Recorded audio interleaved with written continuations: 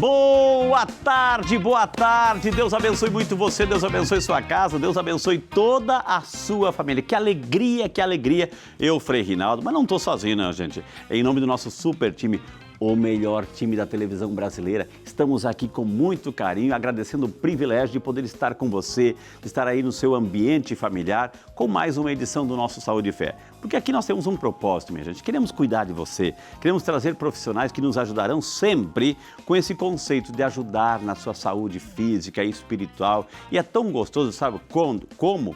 Quando você participa, e nós temos um canal de participação, que é o nosso WhatsApp, né? Aliás, 2 canais. O WhatsApp, que é o 12 997074730, 12 997074730, e também uma página do Instagram dedicada somente ao programa. Os bastidores, fotos, vídeos, enquetes. Então, acessa lá, que é o programa Saúde e Fé. Então, sejam todos bem-vindos.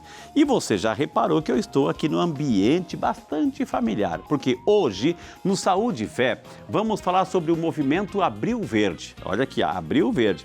Esse mês existe para quê? Para que haja uma dedicação, conscientização e prevenção de acidentes e doenças relacionados ao universo do trabalho.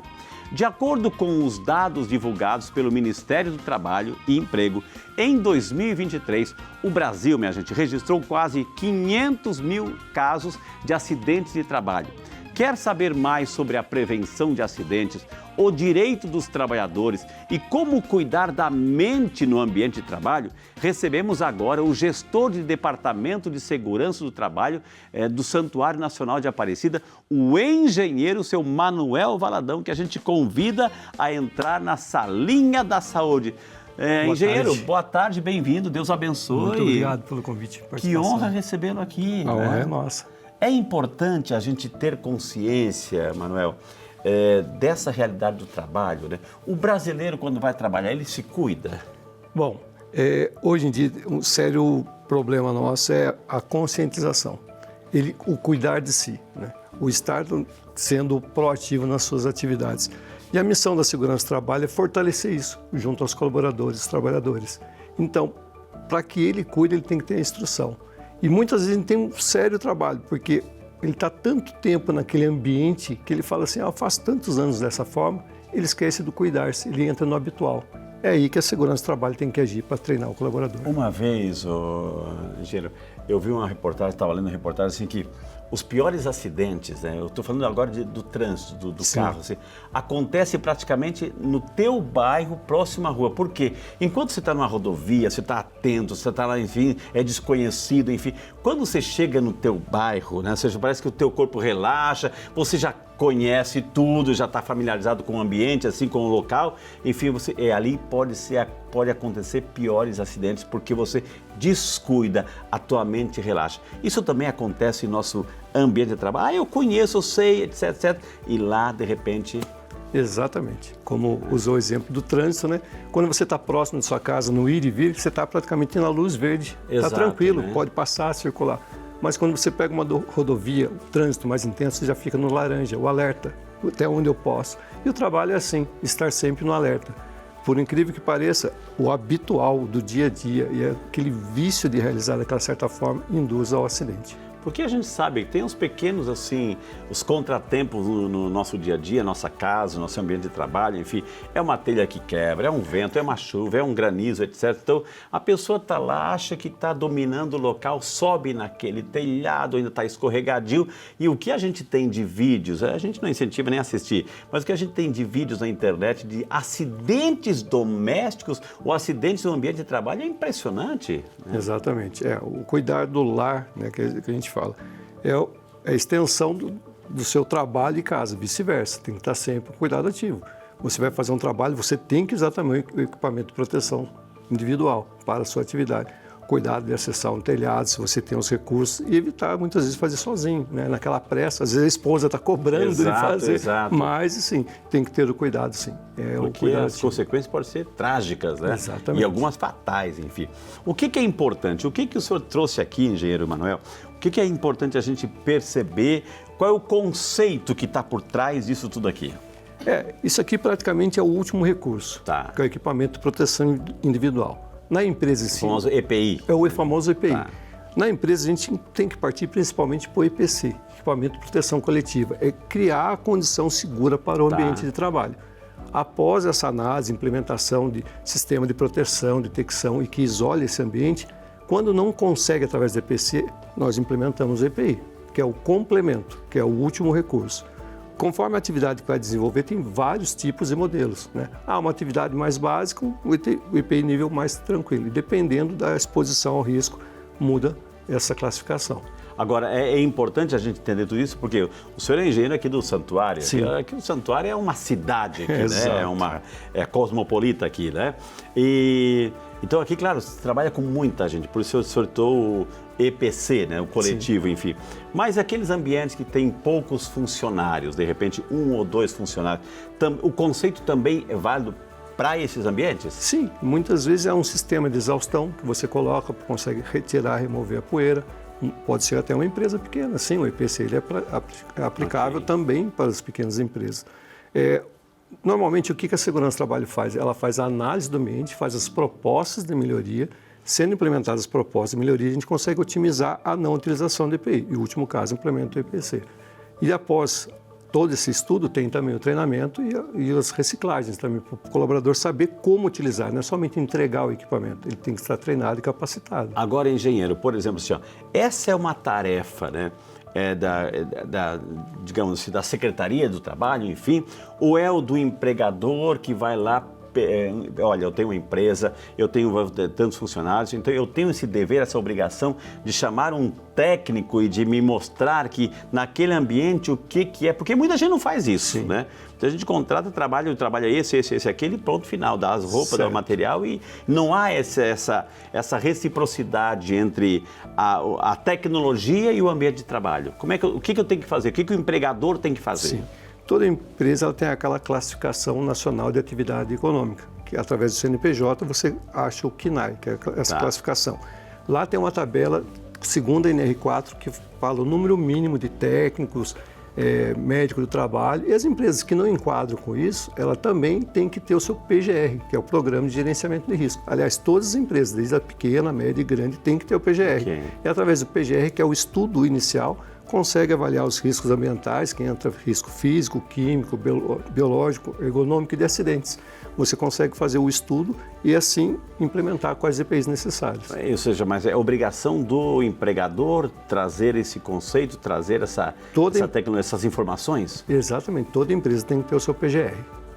Ok, então eu pergunto isso porque eu vou com um exemplo concreto, né? Eu sou responsável por uma igreja lá em São José dos Campos, enfim, e eu tenho uma funcionária, enfim, totalmente equipada, né, ou seja, mas assim, claro, faz a limpeza geral, deixa o ambiente tudo, ou seja, numa análise, o que mais que eu poderia, né, oferecer ou ter uma preocupação, um cuidado? Sim, como citou a respeito da limpeza, muitas vezes o produto de utilização, isso pode criar uma condição, a gente sabe se é satisfatório ou não para o colaborador. O tipo de proteção a ser implementado, às vezes é um produto um pouco alcalino ou ácido, dependendo da concentração, gerar até vapores. Então, por isso que é importante a segurança do trabalho, conhecer o ambiente, conhecer os produtos, conhecer a atividade, a metodologia, e assim a gente consegue implementar o EPI adequado. E tem treinamento para isso? Sim, tem os treinamentos e as reciclagens. Porque o treinamento é a formação, é um tempo mais extensivo, né? Você passa detalhadamente. E periodicamente as reciclagens, porque senão começa a cair no esquecimento, né? Vou fazendo, caindo naquele comodismo de deixar de utilizar e sempre está atualizando. Além de que tem uma vida útil, o EPI tem que ser substituído também. Porque geralmente quando a gente fala de treinamento é a brigada de incêndio, né? Ou seja, tem também treinamento da brigada. Geralmente quando se fala de treinamento em loco é a brigada, ou seja, tem muito mais, né? Tem muito né? mais. A formação tem desde do uso de máquinas, equipamentos de guindar, elevação, os treinamentos das instalações elétricas, treinamento de trabalho à altura, espaço confinado, são diversos treinamentos que encaixam conforme a atividade a ser realizada. Ok. Engenheiro, tem perguntas chegando aqui? Pois não. Tem perguntas, então a gente quer encaminhá-la. A Maia, né, Rodrigues de Imperatriz do Maranhão. Boa tarde, Maia, seja muito bem-vinda ao nosso Saúde e Fé. Boa tarde, Frei. O uso de equipamentos de proteção individual, os EPIs, realmente pode evitar doenças no trabalho? Como garantir que minha empresa os forneça corretamente? Pergunta Maia. Certo. Realmente pode evitar a doença desde que esteja com a classificação adequada com o risco. Então tem que ter análise prévia, né, para poder encaixar o EPI adequado para a tarefa dele, para não ser suscetível à doença ocupacional, que é a doença adquirida no ambiente de trabalho. Como conseguir que a empresa faça isso? Bom, normalmente a gente tem os recursos, seja o RH, DHO da empresa, você procura, quando você entra já tem a sua ordem de serviço e classifica. Mas também, independente disso, você, através da equipe da segurança do trabalho, porque a maioria das empresas já mais estruturadas, tem um departamento de segurança do trabalho. Mas, como eu falei no começo, o PGR, lá o pequeno empregador, quando ele tem o PGR, ele já vai ter análise dos riscos e quais são os EPIs. Então é por esse caminho para poder implementar. Giro, aqui a gente tem um monte de, né, não é só enfeite de cenário, mas explica para nós, para quem está em casa, né, que isso aqui não é uma loja de sapato, etc, de botinha, etc. Isso aqui é equipamento realmente de segurança. Explica para a gente, por favor. Algum deles, o básico, calçado de segurança, né? Normalmente solado antiderrapante, ele tem a proteção, tem a famosa biqueira, que o pessoal fala, biqueira de aço, né? Mas hoje em dia é biqueira de conformidade e outros materiais que têm resistência, até de Kevlar, conforme a necessidade, para dar o conforto. O calçado em si são para as áreas que podem ter riscos de escorregamento, né? Áreas encharcadas, que tem outros modelos, as botas de PVC, e risco contra impactos. Então, esses calçados são. Tem alguns que são específicos para a equipe da elétrica, que ele não tem componentes metálicos, ele tem a parte dele de isolamento, para possíveis situações de choque elétrico ou descarga elétrica, que também fazem a utilização. Então, basicamente, os calçados. A funcionária lá, eu sempre pergunto, como é que está o teu sapatinho? Está escorregando? Está isso aqui? Ou seja, está derrapando, já tem que trocar. Tem que trocar. Avisa aí para a gente trocar. É que nem o pneu do carro. Exatamente, então tem esse cuidado, viu? Exato. O que mais, engenheiro? Bom, aí nós temos as luvas, conforme os riscos. A mais básica são os dos produtos químicos, as luvas látex. Depois tem as luvas para quem trabalha com óleos e graxas, as que têm a proteção mecânica, tem as perfuro-cortantes, quem trabalha às vezes com situações que tem agulhas ou lâminas de corte, tem a proteção anticorte ou perfuro-cortante. De acordo com o risco, tem a classificação. Não só luvas calçadas, tem as classificações de proteções. Quando a gente está fazendo uma construção, uma obra, enfim, ali, a gente vê os trabalhadores sempre com esses capacetes aqui. Sim. E se a gente quiser visitar a obra lá também, eu tenho que colocar na cabeça. Sim. Por que é importante? Bom, proteção, no caso aí, quando você está exposto numa área que está tendo trabalho acima, normalmente tem que estar devidamente isolado, mas tem certas áreas que você vai circular e tem risco de projeção. O capacete mais habitual a ser utilizado é esse, que tem essa pequena aba, né, que já tem a proteção normal. Já os trabalhos em altura, espaço confinado ou resgate, eles usam já esse outro, que não tem a aba, que facilita até ele inclinar e ter uma melhor visualização. O casco é praticamente o mesmo, tem a parte de conforto, ajuste, para proteção geral. E esse aqui é um específico da equipe nossa de resgate, onde também acopla também as lanternas para poder fazer as atividades. Que maravilha. Vai roçar uma grama, vai mexer com solda, alguma coisa assim. Óculos é fundamental. Óculos de proteção. Aqui nós trouxemos dois tipos, o óculos básico e o óculos que usa lente corretiva, que muitas vezes tem a necessidade do uso, que nem no meu caso, eu tenho meu óculos normal de trabalho e tenho um óculos meu de segurança com lentes corretivas. O óculos ele tem... Porque não dá para colocar um sobre o outro, então você tem que adaptar. Né? Tem também o sobrepor, mas cria um certo desconforto, né? Para quem está habitualmente, diretamente, quando é um serviço rápido, você usa o sobrepor tranquilo. Mas para quem faz uso constante e direto, é uma área que tem necessidade do óculos, o ideal é de fazer com lentes corretivas. Legal, gostei, eu estou gostando assim. Isso é alguns dos tantos, né? Sim. Tem roupas específicas também, tem macacões. Exatamente, quando tem a parte que trabalha com pinturas, pessoal de saneamento, a área de roçada, a aplicação de imunizantes, então tem os macacões que são utilizados. E tem até o que o pessoal nosso, os bombeiros utilizam, que é a vestimenta para remoção de abelhas. Tem que fazer todos esses trabalhos, tem todo esse conjunto. E ali, vamos fazer um rapel? O que é que a gente vai fazer aqui? Pode, doutor. Aqui eu trouxe o meu cinto, é um cinto para trabalho à altura. Esse é o seu equipamento? É o meu equipamento, isso aqui. Olha, obrigado. Esse equipamento, ele é específico para trabalho à altura, mas ele tem um complemento. Esse aqui é do acesso por cordas e resgate. É um sistema onde a gente consegue trabalhar verticalizado, ele tem um sistema de trava, freio, um bloqueio, tem a parte da segurança dele, é bem confortável. O equipamento que a gente usa habitualmente para liberação dos trabalhos à altura, os acessos, e em último caso, que a gente não gosta de usar, os resgates verticalizados. Ô engenheiro, nós estamos aqui no seu. Agora, curiosidade, pode. Obrigado por trazer o seu equipamento para demonstrar hoje aqui, viu? Aqui no santuário a gente sabe que é tudo muito bem organizado. A gente chega aqui, tem uma paz, assim, a gente vem realmente para rezar, para fazer nossas devoções, enfim, e a gente vê tudo muito organizadíssimo. Mas aqui no santuário, detalhes do santuário agora, minha gente, qual é as maiores preocupações assim, em relação à segurança vista por vocês? Olha, as preocupações, assim, tá mais no ir e vir, o deslocamento. Por incrível que pareça, as maiores ocorrências nossas é o fator queda do mesmo nível, entorse, subir e descer a escada. Okay. Hoje em dia, infelizmente, com o uso do celular, a pessoa distrai. Aqui, né, entendeu? Cai, tem um buraquinho ali, tem, né, exatamente, um desnível ali. Por incrível que pareça, o maior cenário é esse. Então a distração, um pouco a distração. Sim, mas assim, tem os cuidados especiais para os grandes riscos. A equipe nossa que trabalha de acesso por cordas, que mantém todo o santuário na parte de limpezas, manutenções, a equipe da elétrica também, que tem grande exposição ao risco, que é um risco invisível. Porque o santuário é alto também, é grande, né? Exato. Então tem que subir e descer. Preparar os acessos estarem seguros e ter a permissão do trabalho. Porque a segurança do trabalho, quando eles preparam toda essa estrutura, nós vamos a campo e validamos para poder estar autorizado e realizado. Então, tem todo o treinamento, a reciclagem, e tem que ter treinado, capacitado e qualificado para esse tipo de atividade. E é interessante que a gente, quando chega aqui, a gente vem para rezar, para demonstrar nosso carinho e devoção, e a gente quase não vê, né? Ou seja, a gente vê movimentando assim, mas é muito pouco, ou seja, é um trabalho escondido, mas extremamente eficiente, né? Exato. Aqui é uma sincronia, né? É uma engrenagem, a preparação, manter toda essa área de acordo. As equipes têm que estar muito bem alinhadas, a comunicação tem que fluir muito bem, os treinamentos têm que estar em dia, em conjunto também o posto médico, que você tem que ter o seu atestado de saúde ocupacional, a saúde tem que estar em dia para poder realizar também as atividades. O senhor falou muito bem da saúde. Eu queria imensamente agradecer.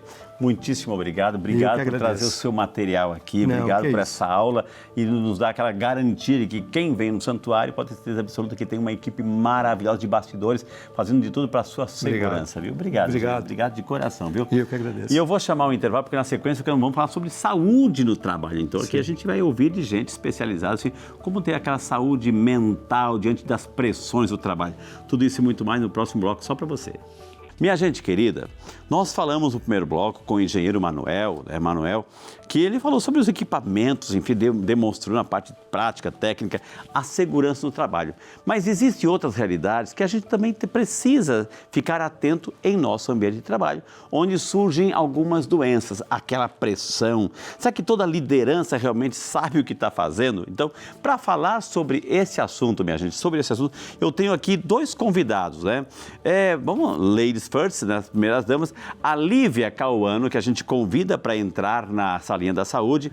Boa tarde, Lívia, que Deus te abençoe, bem-vinda. Amém. Ela que é terapeuta e coach, vai falar também sobre essas questões de liderança, chefias, enfim.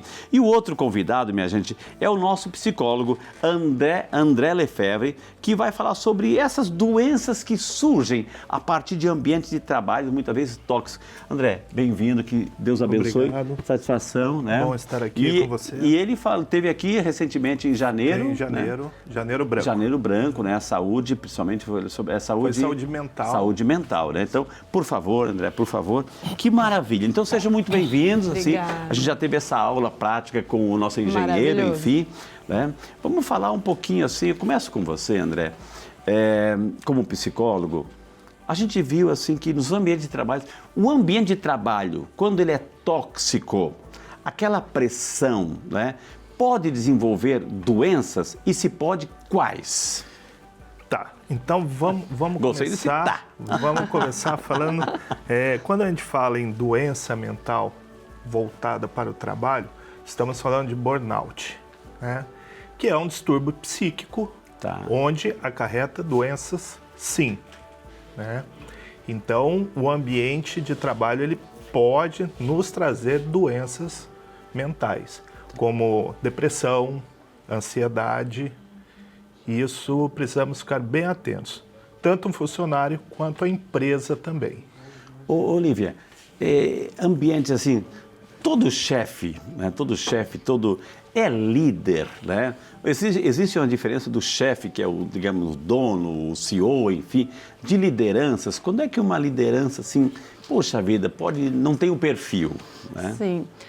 Tem uma diferença, né, entre ser chefe e ser líder. O líder se coloca como um colaborador. Ele tem autoridade, mas ele apoia aquelas pessoas, ele tem empatia por aquelas pessoas, ele respeita aquelas pessoas.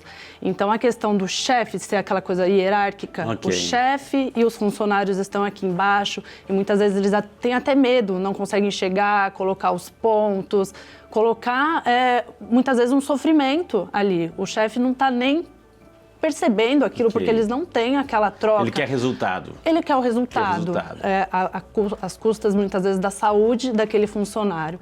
Então, tem uma diferença muito grande entre uma liderança efetiva e meramente um chefe. Okay. Né? A questão do colaborador, do trabalhador, Lívia, se de repente assim está passando uma necessidade, uma situação particular, seja na família ou uma situação dele mesmo, assim, o líder, ele percebe, ele chama para conversar, o que está acontecendo com você? Estou percebendo que você não está legal. O líder faz isso? O bom líder faz. O bom líder deve chamar, ele deve ser uma referência, um apoio, uma pessoa que deve estar sempre aberta, uma pessoa que deve ficar, inclusive, atenta, porque muitas vezes aquele colaborador, ele não vai se expressar diretamente, mas ele vai começar a ter comportamentos diferentes, ele vai começar a ficar mais na dele, mais acuado, até a produtividade dele pode cair, a qualidade do trabalho pode também piorar. Então, ele tem que estar atento, porque isso tudo são sinais de alerta de que aquele colaborador pode estar em sofrimento. André, a gente percebe assim que aquilo que a Lívia falou, que justamente assim, essa liderança que se preocupa, que está atento, enfim, a vida, a situação do funcionário, a situação do colaborador, enfim. Nem sempre isso acontece. Como a gente viu, muitas empresas é o resultado, aquela cobrança. Isso desenvolve doenças. A pessoa vai somatizando isso dentro dela, né? E vai gerando aquelas situações desconfortáveis. Vai. E até a hora que ela estava falando sobre isso, eu lembrei de uma vez, eu prestava serviço numa empresa de usinagem, onde tinham células. E cada célula tinha um líder. E como que a empresa escolhia esse líder, que era o que tinha uma produção melhor? E nem sempre quem tem a produção melhor significa que é um bom líder. Às vezes é o contrário. Às vezes o bom líder é o que tem uma produção menor, porque ele está mais preocupado com o ambiente do trabalho do que com a própria produção, né? Então, tudo isso se tem muita confusão. E aí um mau líder, ele além dele ficar doente também, porque ele não consegue desenvolver o trabalho dele, ele deixa os colaboradores, os seguidores dele, doente também, porque é o imã dos dois lados que não se atraem. É uma né? situação estressante, é um ambiente estressante. Porque é como se não falasse a mesma linguagem. Um precisa de uma coisa e o outro está cobrando uma coisa completamente diferente. E aquelas situações assim, né, de que existe rivalidades, competitividade, assim, que cria esse clima de a gente sabe, onde tem um ser humano, infelizmente, minha gente, é intriguinha, é fofoquinha, é querer, a gente na linguagem popular, puxar o tapete. Tem esse ambiente de rivalidade. Como lidar com tudo isso, Lívia? A competição é um pouco inerente, como você bem colocou, do ser humano, mas é papel também do bom líder fomentar um ambiente de mais colaboração, das pessoas se ajudarem, do que incentivar aquela competição, quem trabalhar mais, quem passar mais horas aqui vai ser mais reconhecido. Que tal trocar, né? Quem ajudar mais, terminou o seu, ajuda o colega. Então, o bom líder, ele consegue reverter essa situação da competição, apesar dela estar um pouco dentro do ser humano, né? Mas o bom líder, ele tenta colocar um papel mais de colaboração dentro do seu funcionário. Ok. E essa situação, André, você falou o burnout, que é o principal, ou seja, quando é que surge? Quais são os sintomas? Como é que a gente percebe? Como é que a pessoa se percebe? É um distúrbio psíquico que chega no limite. É como se a bateria do celular ela tivesse uma dificuldade muito grande de se recarregar. Então, a pessoa, o colaborador, ele começa a ficar irritado. Chega segunda-feira, ele não quer ir trabalhar de forma alguma, começa a ter dor de cabeça, aí começa a ter algumas somatizações. Então, ele dá sinais que talvez ele mesmo não perceba num primeiro momento, mas quem está ao redor dele começa a perceber. E seria muito bom quem perceba, dê um alerta. Fala, mas o que está acontecendo? Vamos conversar sobre esse assunto, porque ele fala, às vezes era o emprego dos sonhos, que de repente lá ele viu que não era nada daquilo que ele imaginava e começa a ser o regresso, né? E às vezes ele não consegue falar, ele não consegue imaginar o que está acontecendo com ele, algo um pouco inconsciente também, né? Tem terapias, Lívia, assim, que podem ser empregadas, técnicas assim, no ambiente de trabalho para tirar essa carga de estresse ou para fazer com que todos possam estar como uma orquestra, afinados no mesmo propósito, porém, conforme disse o André agora, num ambiente feliz, num ambiente assim que chega segunda-feira, eu tenho prazer, poxa, não vejo a hora de voltar para o meu ambiente de trabalho. Sim, é o meu ganha-pão, mas assim, tem que ser um ambiente também favorável. Claro. Hoje as empresas têm adotado práticas aí de melhorar a saúde do trabalhador, de promover um ambiente, uma cultura do bem-estar, coisas que anos atrás a gente não ouvia falar. Hoje é normal ter ali salas de descompressão, momentos em que as pessoas escutam sobre outros temas, tem trocas com profissionais de outras áreas. Então as grandes empresas têm investido muito na saúde e bem-estar do trabalhador, porque isso já está assim, provado, estudado, que isso impacta diretamente no lucro da própria empresa, na saúde desse trabalhador, na produtividade, enfim. Então, se percebeu que ficar lá apertando aquele trabalhador para ele fazer... Ou ameaçando. Olha, né, quer o teu emprego, então... Não deu certo, falhou, né? Então não deu certo. Já se viu que o profissional adoece e que o turnover da empresa fica imenso e para a empresa é só prejuízo. Então a estratégia de investir na saúde do trabalhador hoje também repercute no lucro da própria empresa. Como investir no trabalhador, André? De que maneira? Treinamentos. Tá. Até o líder precisa ser treinado também. O trabalhador, ele precisa ser valorizado, ele precisa perceber o valor que ele tem para a empresa. Ele fica mais tempo na empresa do que com a família dele. Exatamente. Então, é um ambiente onde ele precisa se sentir bem, ele precisa ter uma resposta daquela empresa. Né? E não... A gente pega um vendedor, ele tem uma meta, a empresa dá uma meta para ele. Ele bate a meta e ele espera o reconhecimento, os parabéns por aquilo. Aí chega, a empresa fala assim, agora sua meta é 10% a mais. Então fala, poxa, mas eu fiz, eu consegui, alcancei, e isso nem foi visto, e já me aumentaram a meta. Então tudo isso vai causando um mal-estar muito grande na pessoa. E a pessoa vai somatizando e pode estourar uma úlcera lá na frente, pode estourar uma cefaleia, e burnout, por aí vai? Pode, porque onde é o ponto de impacto da pessoa, é onde ela vai sofrer, né? Então pode sim, e a gente vê acontecer muito isso. A gente vê as pessoas começarem a ficar desmotivadas, começarem a ter problemas dentro de casa, começa a ter problema dentro de casa, porque está trazendo o trabalho. Ninguém consegue separar vida pessoal da vida de trabalho, ela continua sendo a mesma pessoa. Leva os problemas do trabalho para casa e muitas vezes o contrário também, leva os problemas de casa para... Então, do portão para dentro eu sou uma pessoa, ela é a mesma pessoa. Chegaram perguntinhas aqui, a gente quer encaminhar para vocês aqui, por favor, esse bate-bola tá gostoso, viu, gente? O Miguel Rezende de Arapiraca, Alagoas, boa tarde, Miguel, seja muito bem-vindo, você aí, representando a sua cidade aqui no Saúde e Fé. Sou gerente de equipe e percebo que alguns funcionários estão desmotivados. O que posso fazer para tornar o ambiente mais positivo, Lívia? É o Miguel. Vamos lá, comunicação é sempre a primeira coisa que a gente pensa. Então, ter uma comunicação com esses funcionários, uma comunicação transparente, uma comunicação clara, eles têm que saber qual que é o objetivo e o objetivo tem que ser comum. Isso faz parte também do processo de motivação dessa equipe. Todo mundo está indo na mesma direção. Isso é super importante. Esse chefe ter esse equilíbrio também entre a autoridade e a colaboração. Sentir que tem parceria. Acho que isso é muito importante para a equipe, trazer esse senso de colaboração mesmo entre todos.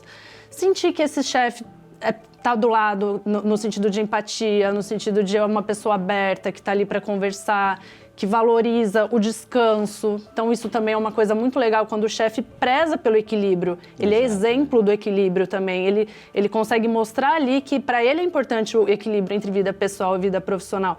Então, esse profissional, se ele tem um bom exemplo, um líder que traz para isso e mostra isso para a equipe naturalmente vai se motivando. Eles vão se movendo na mesma direção. Então, acho que pode ser aí um caminho para ele. Seu comentário. Eu faria também um estudo de levantamento de necessidade, onde os colaboradores poderiam falar a necessidade dele, o que eles estão precisando, o que eles percebem. Okay. Né? E às vezes podem ser coisas simples que incomodam todo mundo e o falar é muito importante. Comunicação. A comunicação, o colaborador saber que ele pode falar sobre, né, suas vontades, dar opinião, suas observações, sem vir por trás uma coação, ou seja, uma ameaça, ou seja, a sua opinião não interessa. Não, pelo contrário, né? Se ele está opinando é porque ele quer o crescimento também do conjunto, do coletivo da obra, né?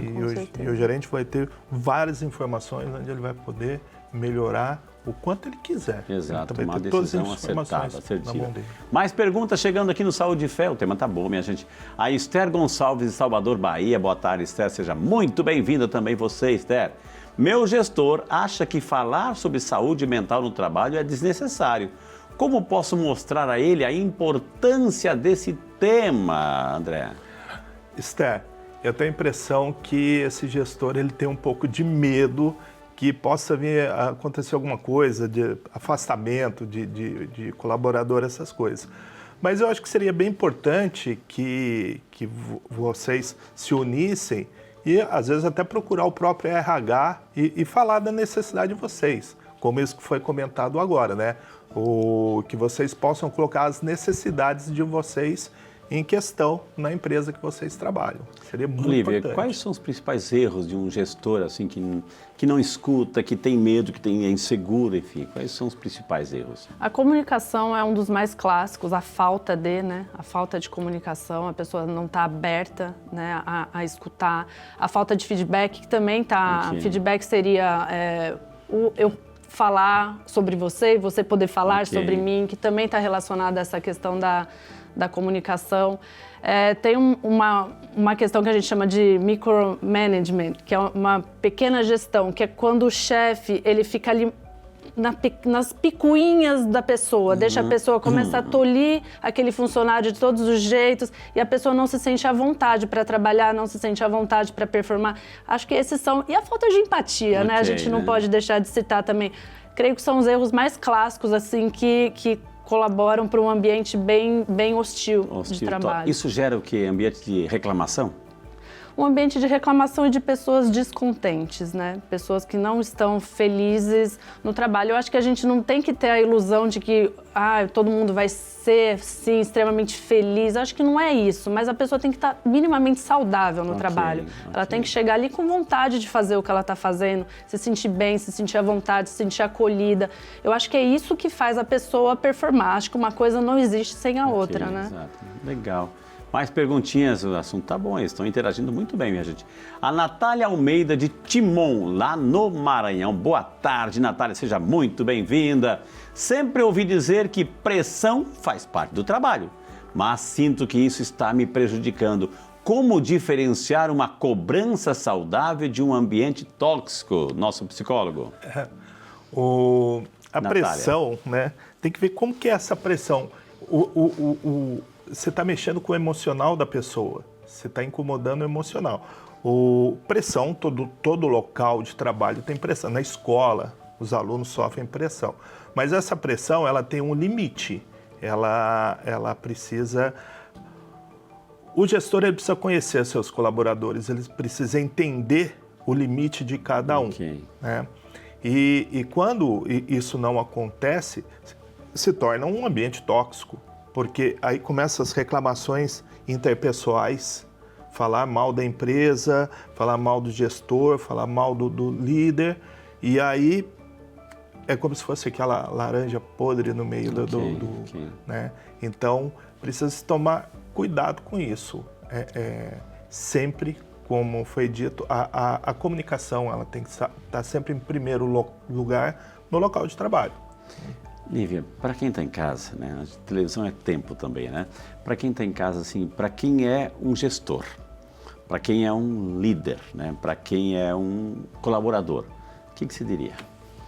Eu diria para ser humano, né? Eu acho que a gente tem que sempre colocar em primeiro plano a nossa humanidade, né? São colaboradores, são chefes, são pessoas, né?